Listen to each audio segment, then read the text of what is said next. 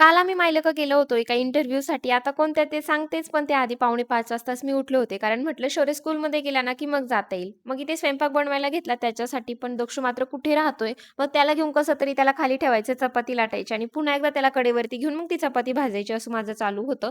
रात्रीचे काही कंटेनर मी घासले होते, त्याच्यामध्ये त्याला कसं तरी बिझी केलं आणि पटापट एकीकडे भाजी, चपाती असं बनवून घेतलं आणि शौर्याचा टिफिन रेडी केला आणि मग सगळं आवरल्यावर त्याला उठवलं. मग त्याचं बाकीच्या काही गोष्टी आहेत त्या आवरल्या. तोपर्यंत आमची बस आली. मग तो स्कूलमध्ये गेला आणि त्यानंतर दक्षूसाठी इथे मी पीनट बटर ॲड करून ना असा मिल्कशेक बनवला होता आणि मग त्याला पटकन इथे खाऊ घातलं. त्यानंतर ना आम्ही रेडी झालो. तोपर्यंत पहा दक्षू मात्र बाहेर जाऊन दादाचे सँडल घालून रेडी झाला होता.